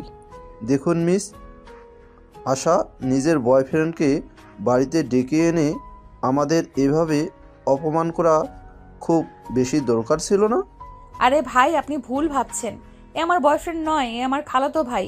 এর সঙ্গে আমার কোনো প্রেমের সম্পর্ক নেই। আপনার যদি আমার কথা বিশ্বাস না হয় তাহলে আপনি আমার ফ্যামিলির মানুষদের কাছে জিজ্ঞাসা করতে পারেন, তারা আপনাকে একই কথা বলবে। আপনি আমাকে পাগল মনে করছেন নাকি? আমি তো সেটাই বুঝতে পারছি না। আমি কেন আপনার এই বিষয়ে আপনার ফ্যামিলির সঙ্গে আলোচনা করতে যাব? আমি নিজের চোখে যেটা দেখছি সেটা কি যথেষ্ট নয়? যাই হোক, আমি আপনাকে বিয়ে করছি না, এটা আমার ফাইনাল সিদ্ধান্ত। কারণ যে মেয়ে আমার সামনে তার বয়ফ্রেন্ডকেও অস্বীকার করতে পারে, দুদিন পরে সে আমাকে রেখে তার বয়ফ্রেন্ডের সঙ্গে পালাবে, এটা কোনো অনিশ্চয়তা নেই। হায় আল্লাহ, এসব আপনি কি বলছেন? দেখুন মিস্টার, আপনাকে এতক্ষণ ধরে আমি ভদ্রভাবে কথা বলছি, কিন্তু তার মানে এই নয় যে আপনি আমাকে যা বলবেন তাই আমি মুখ বুজে সহ্য করব। দেখুন, আপনি আমার সম্পর্কে কোনো কিছু না জেনে আমার চরিত্রের উপর আঘাত আনতে পারেন না। আপনার চরিত্রের উপর আঘাত হানার কোনো ইচ্ছে আমার ছিল না, কিন্তু আমি নিজের চোখে যেগুলো দেখতে পেলাম সেগুলোর পর আর বিশ্বাস না করে থাকতে পারলাম না। যাই হোক, আপনার সঙ্গে আর কোনো কথা নেই, আপনার ফ্যামিলির সঙ্গেই কথা হবে। এই কথা শুনে রাজীব নিচে চলে আসলো, আর পিছু পিছু আশা আর রাজও নিচে আসলো। তাদেরকে নিচে আসতে দেখিয়ে আশার আব্বু রাজীবকে জিজ্ঞাসা করলো, তো কি ব্যাপার, তোমরা কি সিদ্ধান্ত নিলে? সিদ্ধান্তের কথা পরে বলুন, আগে আপনি আমাদের এটা বলুন যে আপনি সব কিছু জেনে শুনে কেন আমাকে ডেকে এনে অপমান করেছেন? আপনি তো জানতেন আপনার মেয়ের অন্য একটা ছেলের সঙ্গে সম্পর্ক রয়েছে, তারপরও কেন আপনি আমাদের এখানে ডেকে নিয়ে আসলেন? এসব তুমি কি বলছো? অন্য একটা ছেলের সঙ্গে সম্পর্ক আছে মানে? আমার মেয়ে তো কোনোদিন আমাকে এ ব্যাপারে কিছুই বলেনি যে সে অন্য ছেলের সঙ্গে রিলেশনে আছে। হ্যাঁ, আপনার মেয়ে আমাকেও বলেনি। আমি যখন জিজ্ঞেস করলাম বয়ফ্রেন্ডের ব্যাপারে, তখন আপনার মেয়ে আমাকে মুখের উপর না বলে দিয়েছে। কিন্তু ওই ছেলেটা যদি তখন সামনে এসে সত্য কথা না বলতো তাহলে তো আমি জানতেই পারতাম না যে আপনার মেয়ের বয়ফ্রেন্ড আছে। ওই ছেলেটা মানে তুমি কোন ছেলেটার কথা বলতে চাইছো? আমি তো কিছুই বুঝতে পারছি না। তুমি একটু দয়া করে বিষয়টা আমাকে খুলে বলবে? রাজীব তখন সামনেই দাঁড়িয়ে থাকায় রাজকে হাত ধরে টেনে সবার সামনে দাঁড় করিয়ে বলে, এই যে এই ছেলেটাই আপনার মেয়ের বয়ফ্রেন্ড। আপনার মেয়েকে যখন আমি জিজ্ঞেস করেছিলাম তখন সে আমাকে কিছুই বলেনি, আর ঠিক ওই মুহূর্তে এই ছেলেটা এসে সব কিছু আমাকে বলে দিয়েছে। ভাগ্যিস ছেলেটা সমস্ত সত্য কথা আমাকে বলে দিয়েছে, তা না হলে তো খুব খারাপ কিছু একটা হয়ে যেতে পারতো। আরে ভাই, আপনি কেন বুঝতে পারছেন না? আমি সেই তখন থেকে বলছি সেরকম কিছুই নয়। এই ছেলেটা আমার খালাতো ভাই, তার সঙ্গে আমার সেরকম কোনো সম্পর্ক নেই। সে আপনাদেরকে শুধু শুধু বোকা বানাচ্ছে এবং আপনাদের সঙ্গে ফাজলামো করছে। আরে বাবা, আমি ফাইজলামো কেন করতে যাব? আমি যেটা সত্য সেটাই বলছি। আপনারা সবাই শান্ত হয়ে বসেন না আর আমার কথা শুনুন। আশা আর আমি সেই ছোটবেলা থেকে একসঙ্গে বড় হয়েছি, আর ভালোবাসা ভালো লাগার মতো বয়সটাতে দুজন দুজনকেই কাছে পেয়েছি। তাই আমাদের মধ্যে ভালোবাসাটা নিজেদের অজান্তেই তৈরি হয়ে গেছে। আশা করি আপনারা সবাই এই বিষয়টা খুব ভালো করে বুঝতে পেরেছেন। আমাকে আর আপনাদেরকে কিছুই খুলে বলতে হবে না। হ্যাঁ ভাই, আমরা সবাই বিষয়টা খুব ভালোভাবেই বুঝতে পেরেছি, আর আপনাকে আমাদের এই বিষয়টা বুঝিয়ে দেওয়ার জন্য অসংখ্য ধন্যবাদ। আপনি যদি সময় মতো এসে আমাকে এই কথাটা না বলতেন, তাহলে তো আমার ফ্যামিলি পুরো প্রস্তুতি নিয়ে এসেছিল এঙ্গেজমেন্ট করিয়ে রাখার। যাই হোক, যা হয়েছে ভালোই হয়েছে। আল্লাহ পাক রাব্বুল আলামিন যা করেন বান্দার মঙ্গলের জন্যই করেন। এরপর আর কোনো কথা না বলে রাজীব তার ফ্যামিলির মানুষজনদের নিয়ে আশাদের বাড়ি থেকে বের হয়ে চলে গেল। এদিকে মানুষজন চলে যাওয়াতে আশার ড্রয়িং রুমে বসে বসে কান্না করছে। বাড়ির সবাই সেখানে বসে আছে, কেউ কোনো কথা বলছে না, চুপচাপ নীরবতা চলছে। তখনই সেখান থেকে উঠে এসে আশার আম্মু রাজের হাত ধরে বলল, রাজ বাবা, তুই কেন করলি আমাদের সঙ্গে এরকমটা? তুই তো খুব ভালো করেই জানিস আমরা আশাকে বিয়ে দেওয়ার জন্য কতটা তৎপর হয়ে আছি। তোর কি এরকমটা করা খুব বেশি দরকার ছিল? I am so sorry aunty, তোমাদের সবাইকে এইভাবে অপমানিত হওয়ার জন্য। কিন্তু কি করব বলো, আশাকে আমি সত্যিই ভালোবাসি, আর সেই ছোটবেলা থেকে। কিন্তু এই কথাটা আমি আশাকে কোনোভাবেই বোঝাতে পারি না। সে সবসময় আমাকে ইগনোর করে চলে, কখনো সে আমার ভালোবাসা স্বীকারই করে না। কিন্তু তোমরা সবাই বিশ্বাস করো, আশাকে আমি খুব ভালোবাসি। তাকে ছাড়া আমি আমার লাইফের একটা সেকেন্ডও কল্পনা করতে পারি না। তাই তো সে চলে আসার পর আমিও পাগলের মতো ছুটে এখানে চলে এসেছি। আর এখন সে আমাকে ছেড়ে অন্য কারো হয়ে যাবে, এটা আমি কোনোভাবেই মেনে নিতে পারছি না। তুমি আশা কি ভালোবাসা সেটা তুমি আমাদের জানাতে পারতে, তোমার ফ্যামিলিকে জানাতে পারতে। আমরা সবাই মিলে বসে আলোচনা করে কিছু একটা সিদ্ধান্ত নিতাম। কিন্তু এরকম করাটা কি তোমার একটুও উচিত হয়েছে? সেটা তুমি তোমার নিজের বিবেকের কাছে প্রশ্ন করে দেখো। আই এম সরি আঙ্কেল, আমি বুঝতে পারিনি এরকমটা হবে। কিন্তু বিশ্বাস করেন, আশাকে আমি খুব ভালোবাসি। আর এই কথাটা আমি আমার মাকে অনেকবার বলেছি, কিন্তু আমার মা আমার কোনো কথাই শুনল না, যা উল্টে আমাকে বকাবকি আর মারপিট করেছে।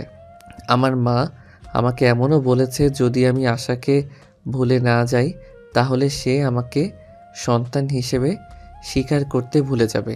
কিন্তু ভালোবাসার কাছে সব কিছুই হার মানে, সেটা তো আপনারা সবাই জানেন। তাই আশাকে আমি ভালোবাসি বলে সব কিছু ফেলে এইভাবে এখানে চলে এসেছি, কারণ আশাকে আমার লাগবেই, পুরো পৃথিবীর বিনিময়ে হলেও। এই কুত্তার বাচ্চা, তোকে কি আমি কোনোদিনও বলেছি যে আমি তোকে ভালোবাসি? তুই কেন এইভাবে বেহায়ের মতো আমার পেছনে পড়ে আছিস? কেন আমার ফ্যামিলিকে এইভাবে অপমান করেছিস? আশা, তুমি তোমার মুখটা বন্ধ করো, এখানে আমরা কথা বলছি। তোমাকে কথা বলতে বলা হয়নি। আমরা যখন সবাই তোমার বিয়ের সম্বন্ধ নিয়ে ব্যস্ত ছিলাম, তখন তোমার এই কথাটা আমাদেরকে জানানো উচিত ছিল যে রাজ তোমাকে পাগলের মতো ভালোবাসে। তাহলে আমরা এইসব কিছু করতাম না। বিকজ রাজ যথেষ্ট ভালো একটা ছেলে, আর সে তোমাকে অনেক ভালো রাখবে, এটা আমি বিশ্বাস করি। আব্বু, ও ভালোবাসে, তাতে কি করার আছে? কি যায় আসে? আমি তো ওকে ভালোবাসি না, তাহলে আমি কেন ওর কথা মেনে নেব আর ওকে বিয়ে করব? কখনোই না।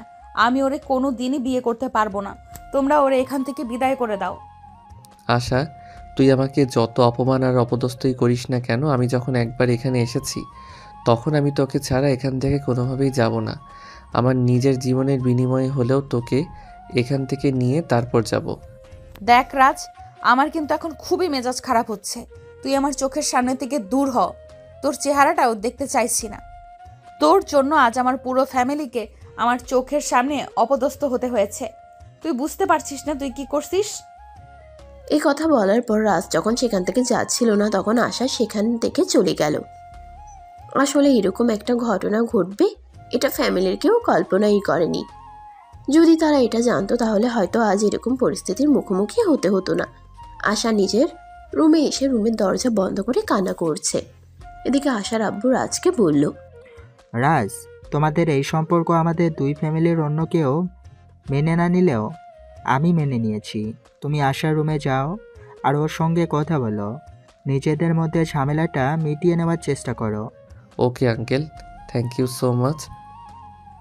অন্য কেউ না বুঝলে আপনি বুঝতে পেরেছেন, এটাই আমার জন্য যথেষ্ট। এবার রাজ সেখান থেকে সোজা আশার রুমের সামনে চলে গেল। অনেকবার রুমের দরজায় নক করলো, কিন্তু আশা কোনোভাবেই দরজা খোলে না। কারণ সে খুব ভালো করেই জানতো এই মুহূর্তে রাজ ছাড়া তার রুমে আর কেউ আসবে না। তাই সে দরজা বন্ধ করেই ব্যালকনিতে গিয়ে বসে রইল। তখনই হঠাৎ সে দেখতে পেল রাজ ওয়াশরুমের পাইপ দিয়ে উপরে উঠে আসছে।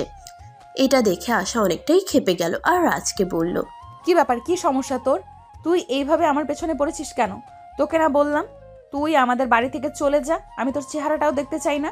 কিন্তু তারপরও তুই ওয়াশরুমের পাইপ বেয়ে কেন উপরে উঠছিস?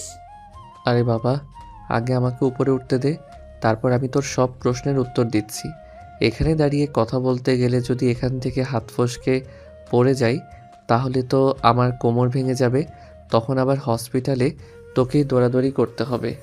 আচ্ছা ঠিক আছে, এবার বল কি সমস্যা তোর? তুই কেন আমার কাছে এসেছিস? আমি তো রুমের দরজা বন্ধ করে এখানে এসে বসে আছি যাতে তুই আমাকে কোনো বিরক্ত করতে না পারিস। তুই আগে আমাকে এটা বল, তুই রুমের দরজা কেন বন্ধ করেছিস?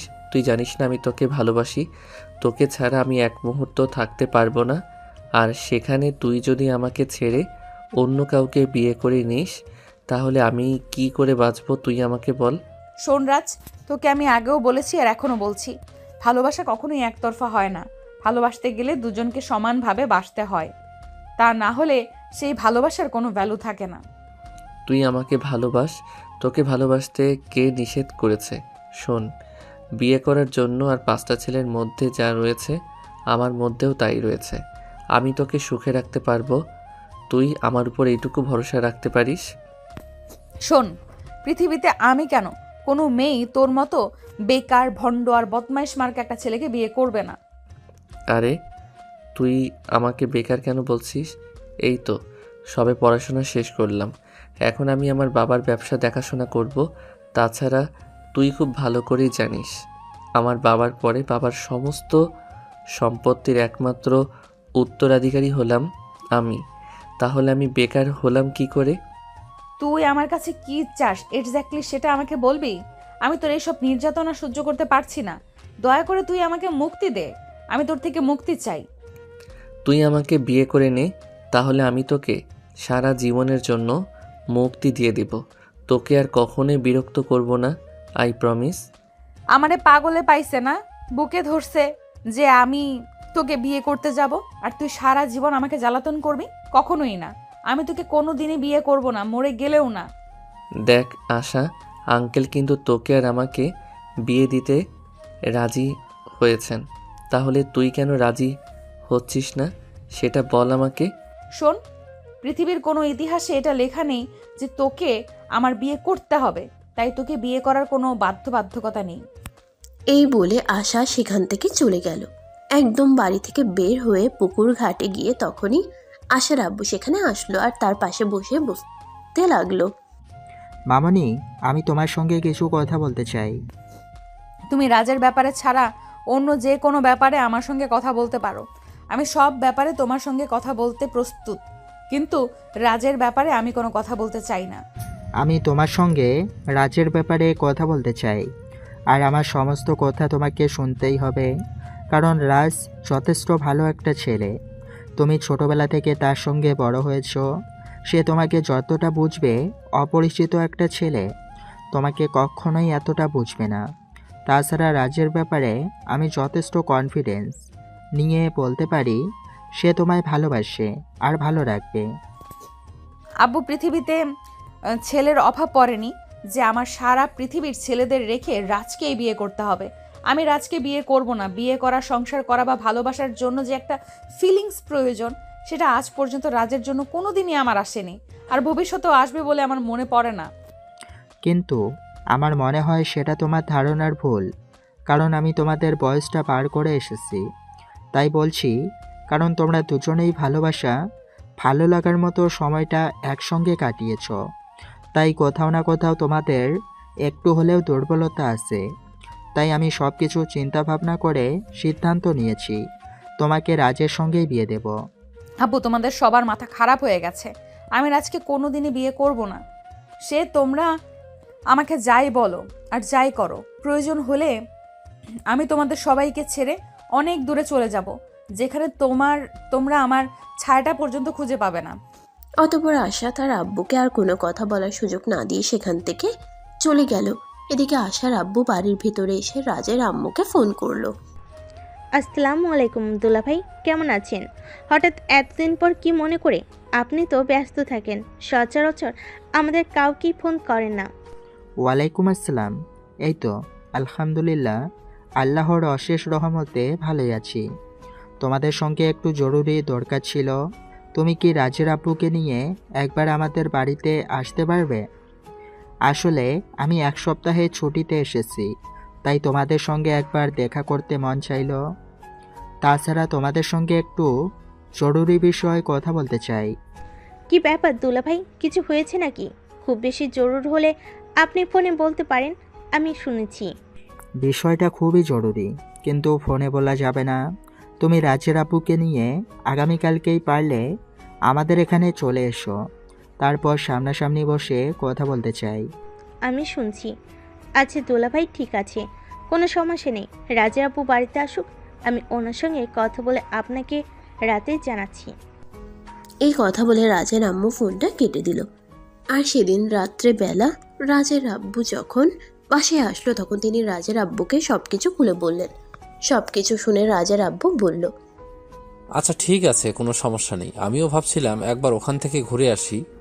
অনেকদিন কোথাও ঘুরতে যাওয়া হয় না আসলে। আমাদের তো তেমন কোনো আত্মীয় স্বজন নেই, তাই আত্মীয় স্বজনের বাড়িতে বেড়াতে যাওয়াটা খুব কমই হয়ে থাকে। এখন যেহেতু দুলাভাই আমাদেরকে ইনভাইট করেছেন, তাহলে তো ভালোই হলো। তাহলে কি আমি সকালবেলা ব্যাগপত্র সব কিছু গুছিয়ে রাখবো? হ্যাঁ, তুমি সকালবেলা সব কিছু গুছিয়ে রেখো। আমি অফিসের কাজ শেষ করে দুপুরের মধ্যেই বাসায় চলে আসব, আর তারপর সন্ধ্যার মধ্যেই তাদের বাড়িতে চলে যাব। অতঃপর পরদিন সন্ধ্যা হতে না হতেই রাজের আব্বু আম্মু আশাদের বাড়িতে চলে আসলো। আশা তার খালামণি আর খালুকে তাদের বাড়িতে দেখে একদম অবাক হয়ে তার খালামণিকে জিজ্ঞাসা করে, কি ব্যাপার খালামণি, হঠাৎ করে তোমরা আমাদের বাড়িতে চলে আসলে? আমি তো কিছুই বুঝতে পারছি না, আসলে কি হচ্ছে আমাদের বাড়িতে? হ্যাঁ, সেটা তো আমিও বুঝতে পারছি না। কালকে তোমার আব্বু হঠাৎ করে ফোন দিল আর আমাদের দুজনকে এখানে আসতে বললো, কারণ জিজ্ঞেস করলে তোমার আব্বু আমাদের দুজনকেই বললো না। এইভাবে হুট করে চলে আসলাম। আচ্ছা ঠিক আছে, তোমরা ভেতরে গিয়ে বিশ্রাম নাও। আব্বু একটু বাইরে গেছেন, এলাকার কারো সঙ্গে দেখা করতে হয়তো। আচ্ছা ঠিক আছে, কোনো সমস্যা নেই। তোমার আম্মু কোথায়? তোমার আম্মুকে বলে দাও আমরা চলে এসেছি, আর তোমার আঙ্কেলকে রুমে নিয়ে যাও। অতঃপর রাত 8টার দিকে আশার আব্বু বাসায় আসলো আর সবাই মিলে একসঙ্গে রাতের খাওয়া দাওয়া সেরে নিল। সবাই যখন ড্রয়িং রুমে উপস্থিত হলো, তখন রাজের আম্মু আশার আব্বুকে উদ্দেশ্য করে বলল, কি ব্যাপার দুলাভাই, কি হয়েছে? এবার তো আপনি আমাদেরকে এ ব্যাপারে কিছু বলুন। আমাদের তো আর তর সইছে না, অনেক টেনশন হচ্ছে। আরে বাবা, এত টেনশন করার কিছুই নেই। আমি তোমাদেরকে টেনশন করার মতো কিছুই বলবো না। আসলে আমি তোমাদের সঙ্গে একটা গুরুত্বপূর্ণ বিষয় আলোচনা করতে চাই, আমার মেয়ে আর তোমাদের ছেলের বিষয়ে। ও, তাহলে এবার আমার ছেলে আপনাদের এখানে এসেও কোনো অঘটন করতে গেছে, তাই না? এই জন্যই আমি ওকে আসতে দেইনি। আর সে আমাকে না জেনে চুপিসারে এখানে চলে এসেছে। আমি জানতাম তো এখানে এসে একটা অঘটন ঘটাবে। কথাগুলো এক নিঃশ্বাসে রাজের আম্মু বলল। আর সেই সব কিছু শুনে আসার আব্বু রাজের আম্মুকে উদ্দেশ্য করে বলল, দেখো, আমি তোমাকে সে ব্যাপারে কিছুই বলতে চাই না। আমি আশার আর রাজের বিয়ের ব্যাপারে কথা বলতে চাই। আমি সিদ্ধান্ত নিয়েছি আশাকে রাজের সঙ্গেই বিয়ে দেব। আপনি সত্যি বলেছেন দুলাভাই। তাহলে কি আমার মনের আশাটাও পূরণ হতে যাচ্ছে? আমি আশাকে সেই ছোটবেলা থেকে নিজের মতো মনে করতাম, আর আপনি আশাকে আমার বাড়ির বউ বানিয়ে পাঠানোর কথা বলছেন। এটা তো আমাদের জন্য খুবই খুশির খবর। হ্যাঁ দুলাভাই, এটা আমাদের জন্য খুবই খুশি খবর। রাজ আশাকে ভালোবেসে সেটা আমি জানি, কিন্তু আমি ভেবেছিলাম আপনার এই সম্পর্ক কোনোদিন মেনে নেবেন না। তাই আমি এই ব্যাপারে আপনাকে এবং রাজের আব্বুকে কিছুই বলিনি, কারণ আমি খুবই ভয় পেতাম ফ্যামিলিগত একটা সম্পর্ক যদি ভেঙে যায়। ভয় পাওয়ার কোনো কারণ নেই। আমি জানতে পেরেছি রাজ আশাকে ভালোবাসে, তাই আমি সিদ্ধান্ত নিয়েছি আশাকে রাজের সঙ্গেই বিয়ে দেব। কারণ রাজ আর আশা দুজনে একসঙ্গে বড় হয়েছে। তাদের দুজনের জন্য দুজনের মন কোথাও না কোথাও একটু দুর্বলতা আছে। আশা যদিও এখন সেটা অস্বীকার করছে, কিন্তু আমি বাবা হয়ে সেটা বুঝতে পারি। তাই আমার এরকম সিদ্ধান্ত নেওয়া। আশা করি আমাদের দুই ফ্যামিলির কারোরই এই ব্যাপারে কোনো অমত হবে না। কি বলেন দুলাভাই, অমত কেন হতে যাবে? আমরা ছোটবেলা থেকেই আশাকে নিজের মেয়ের মতো মনে করি, আর আশা কি আমাদের বাড়ির বউ বানাতে পারলে আমাদের খুবই ভালো লাগবে। এ ব্যাপারে কেন আমাদের অমত থাকবে? এ ব্যাপারে কেন আমাদের অমত থাকতে যাবে? আমাদের কোনো অমত নেই। আমরা আশাকে আমাদের বাড়ির বউ বানিয়ে নিতে একদম প্রস্তুত। আপনি যদি বলেন এখন আশাকে আমাদের বাড়িতে নিয়ে যেতে হবে, তাহলে আমি তাই করব। না, সেরকমটা করার কোনো প্রয়োজন নেই। কারণ আশা আমাদের ফ্যামিলির বড় মেয়ে, আর রাজ তোমাদের একমাত্র ছেলে। আমি চাই না তাদের বিয়েটা সেরকম করে হোক। আমি তাদের বিয়েটা খুব ধুমধাম করে দিতে চাই। এলাকায় সাড়া ফেলতে চাই, সবাই যাতে বলতে পারে আমাদের বাড়ির বিয়ের কথা। আচ্ছা ঠিক আছে, কোনো সমস্যা নেই। আসলে আশাকে আমাদের সবারই খুব পছন্দ হয়েছে, তাই আর কি। তাহলে আপনি কি কিছু ভেবেছেন ওদের বিয়ের ব্যাপারে? কবে ডেট ফিক্সড করতে চান? আমি আসলে লম্বা চওড়া কোনো ডেট নিতে চাই না। আগামী সপ্তাহের ওদের বিয়ে দিতে চাই। এক সপ্তাহ বিয়ের কেনাকাটা আর সমস্ত ঝামেলা শেষ করার জন্য যথেষ্ট সময়। আচ্ছা দুলাভাই, ঠিক আছে, কোনো সমস্যা নেই। আমি এক সপ্তাহে আমাদের সব কিছু ম্যানেজ করে নিতে পারবো। তবে একটাই সমস্যা, আমাদের একটা ইচ্ছে। আমি আমার পুত্রবধূর জন্য সমস্ত গয়নাগাটি আর বিয়ের সমস্ত কেনাকাটা দুবাই থেকে করতে চাই। এইটা আবার সমস্যার কোনো কিছু হলো নাকি? এখনও অনলাইনে সব কিছুই করা যায়। তুমি চাইলে তোমার পুত্রবধূর জন্য গয়না থেকে শুরু করে সমস্ত কিছু অনলাইনে কেনাকাটা করতে পারো। তুমি 3 দিনের মধ্যে সব কিছু হাতে পেয়ে যাবে, কোনো সমস্যা হবে না। তোমাকে পাসপোর্ট ভিসার জন্য দৌড়াদৌড়িও করতে হবে না। তাই নাকি দুলাভাই? এ ব্যাপারে আমার কোনো কিছুই জানা ছিল না। যাই হোক, আপনি যখন বলেছেন তখন আমি সেটাই করব। তবে আগামীকাল থেকে শুরু হবে আমাদের বিয়ের সমস্ত আয়োজন।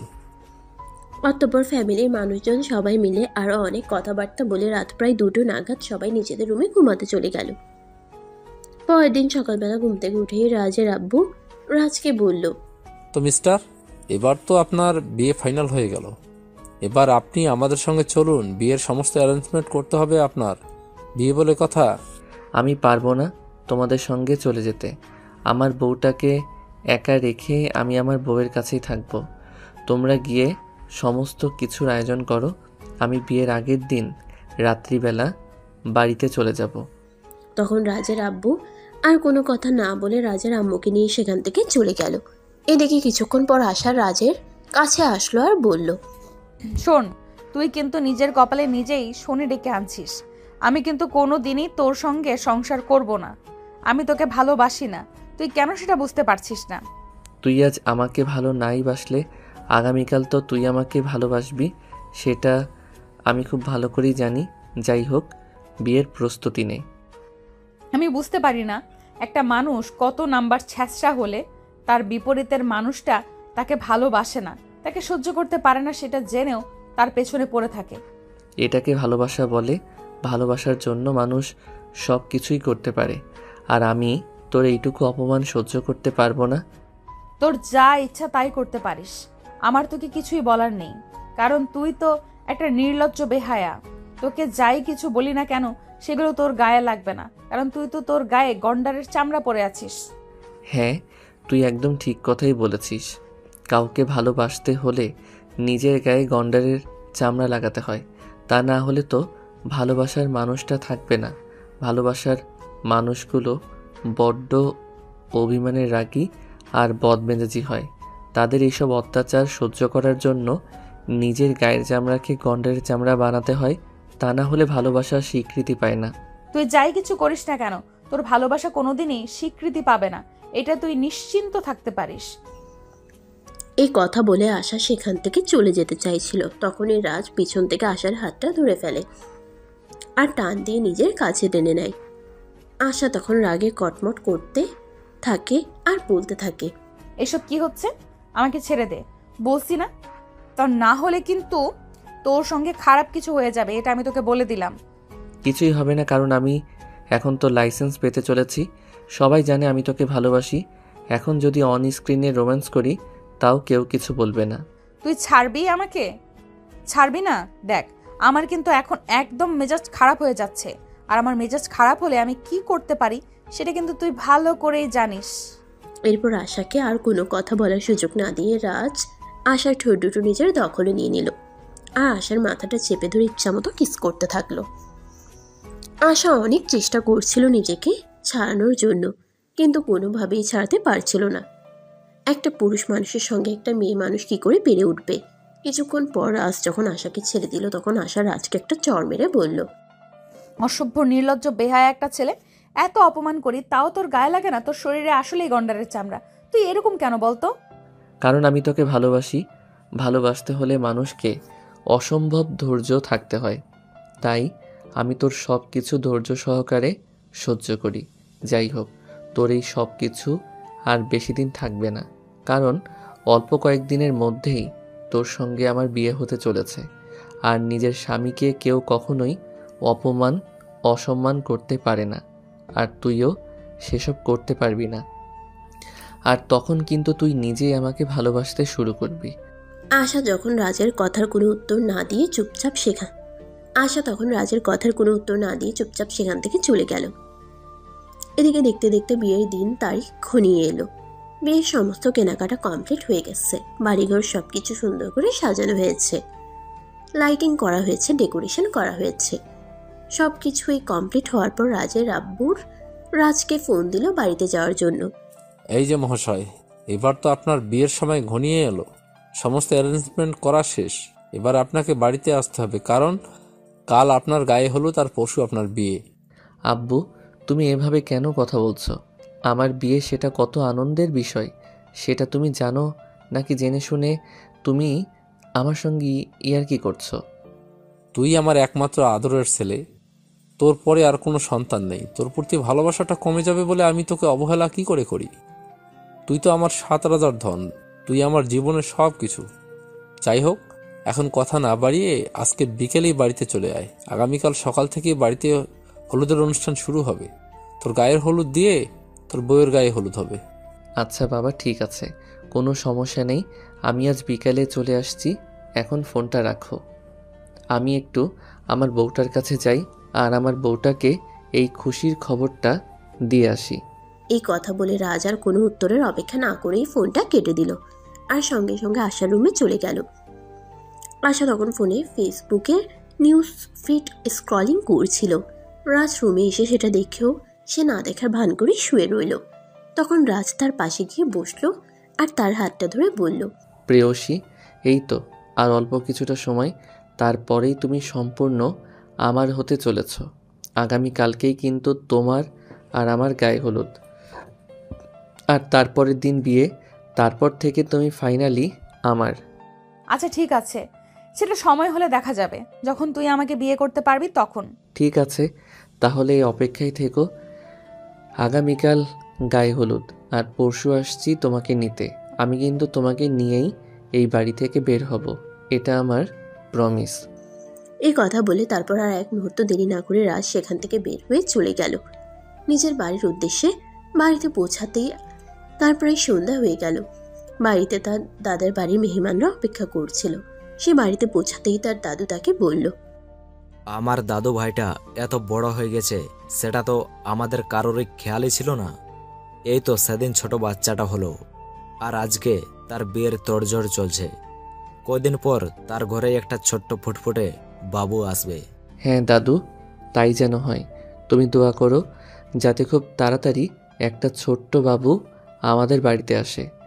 সেটা আবার বলতে হয় নাকি? আমি যখন থেকে তোর বিয়ের খবর শুনেছি তখন থেকে নামাজ পড়ে আল্লাহর কাছে দোয়া করছি যেন কিছুদিনের মধ্যেই আমার দাদু ভাইয়ের ঘরে ছোট্ট ফুটফুটে একটা বাবু আসে। এখন তুমি এখানে কথা না বাড়িয়ে ভেতরে যাও। তোমার চাচাতো ভাই বোনেরা এসেছে, তোমার জন্য অপেক্ষা করছে। অতঃপর রাজ সেখানে আর দেরি না করে ভিতরে চলে গেল। তার চাচাতো ভাই বোনদের সঙ্গে আড্ডা দিতে থাকলো। এভাবেই কেটে গেল সেই দিনটা। বড়দিন গায়ে হলুদের অনুষ্ঠান হয়ে গেল। রাতের বেলা রাজ আশাকে ফোন করলো। আশা তার ফোনটা ধরতে চাইছিল না, কিন্তু পরপর রাজ ফোন করেই চলেছিল, তাই বাধ্য হয়ে তাকে ফোনটা রিসিভ করতে হলো। ও ম্যাডাম, এবার তো আপনার বিশ্বাস হলো যে আপনি সত্যি সত্যি আমার হতে চলেছেন? ফাজলামো মার্কা কথাবার্তা বাদ দিয়ে তুই আমাকে এটা বল, তুই আমাকে ফোন কেন করেছিস? ফোন করেছি এই কারণেই যে আমি তোকে জানাতে চাই আগামীকাল আসছি, আর তোকে কিন্তু আমার সঙ্গে নিয়ে আসবো, আর তারপর কিন্তু দীর্ঘ ২৬ বছরের মানুষ কামনা পূরণ করব। আশা তখন কোনো কথা না বলেই ফোনটা কেটে দিল, কারণ তাকে মেহেন্দি পরানো হচ্ছিল।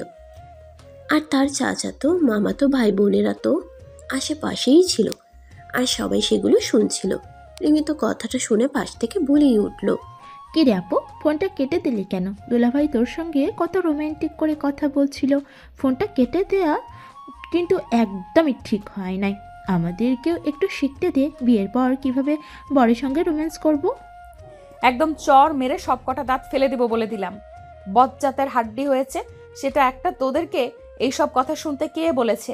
চুপচাপ এখান থেকে চলে যা বলছি, তা না হলে কিন্তু মায়ের খাবি।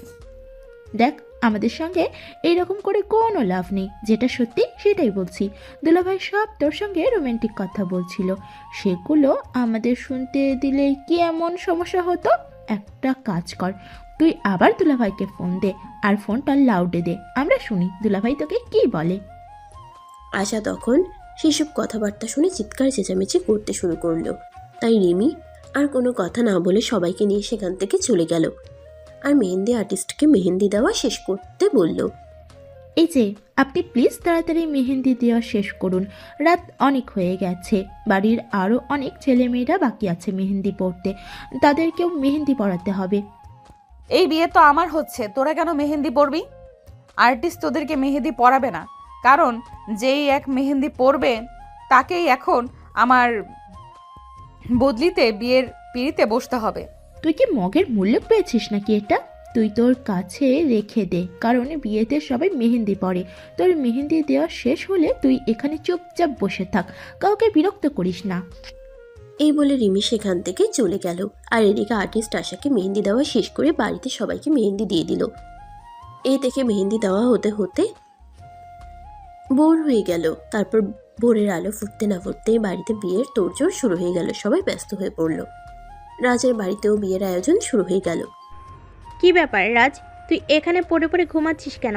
আজ তো তোর বিয়ে, সেটা কি তুই ভুলে গেছিস নাকি? আরে আম্মু, এতক্ষণে তোমার সময় হলো? তুমি আরও আগে কেন আমাকে ডাকতে এলে না? সকাল 7টা বেজে গেছে। জীবনে প্রথমবার বিয়ে করতে যাচ্ছি বলে কথা, তুমি আমাকে আরও আগে ডাকতে। আমি কি ভেবেছিলাম তুই আরও অনেকক্ষণ আগেই ঘুম থেকে উঠে পড়ে গেছিস, তাই আমি তোকে ডাকতে আসিনি। যাই হোক, সবে মাত্র সকাল 7টা, ঘুম থেকে ওঠ আর তৈরি হয়ে নে। আম্মু, আসলে এতদিন ধরে আমার বউটাকে পাহারা দিচ্ছিলাম যাতে পালিয়ে যেতে না পারে, তাই রাতের বেলা ঠিক মতো ঘুমাতে পারিনি। আর আজ যখন ফ্রি হয়ে একটু বিছানায় শুইলাম, অমনি রাজ্যের যত ঘুম আমার চোখে চলে আসলো, তাই ঘুম থেকে উঠতে দেরি হয়ে গেল। দয়া করে আপনি এবার রাজের কথা বলা বন্ধ করুন আর বিছানা থেকে নেমে ফ্রেশ হতে চলুন। আপনার বাজে কথা অনেক শুনেছি। আজকেই শেষ। আজকে পর আর কখনো আপনার এসব বাজে কথা শুনবো না। এই কথা বলে রাজের আম্মু সেখান থেকে বের হয়ে চলে গেল। এদিকে রাজ বিছানা থেকে নেমে ফ্রেশ হয়ে তৈরি হয়ে নিল। সকাল 10টা নাগাদ সবাই তৈরি হয়ে আশাদের বাড়িতে চলে গেল। সেখানে পৌঁছাতে 4 ঘন্টার বেশি সময় লাগলো, কারণ সেটা গ্রামের এলাকা ছিল আর অনেকটা দূরে ছিল। অতঃপর বিয়ের সমস্ত নিয়ম নীতি শেষ হলে আশাকে নিয়ে রাজদের বাড়ির উদ্দেশ্যে রওনা দিল। রাজ আর আশা দুজনেই গাড়িতে পাশাপাশি বসে আছে, কিন্তু কেউই কোনো কথা বলছে না। রাজ মনে মনে ভাবতে লাগলো, ডার্লিং, এখন তোমাকে কিছুই বলবো না। আগে তোমাকে বাড়িতে নিয়ে যাই, তারপর সুদে আসলে সব তোমাকে বুঝিয়ে দেব। তখন তুমি বুঝতে পারবে কত ধানে কত চাল। অপরদিকে আশা মনে মনে ঠিক তার উল্টো কথা ভাবছে। তুই যাই কিছু করিস না কেন, আমি কোনো দিনই তোর মনের আশা পূরণ হতে দেব না। কারণ আমার ফ্যামিলি আমাকে তোর সঙ্গে জোর করেই একরকম বিয়েটা দিয়েছে। কারণ আমি তোকে কোনো দিনই বিয়ে করতে চাইনি। তুই মনে মনে যত চিন্তা ভাবনা করার করে নে, কিন্তু আমি তোকে সেই সব চিন্তায় বিজয়ী হতে দেব না।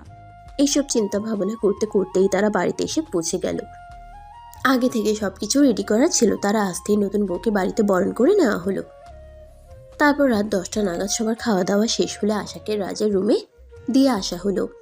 প্রায় 10 মিনিট পর রাজ রুমে গেল আর রুমে প্রবেশ করে সে রুমের দরজাটা বন্ধ করে দিল।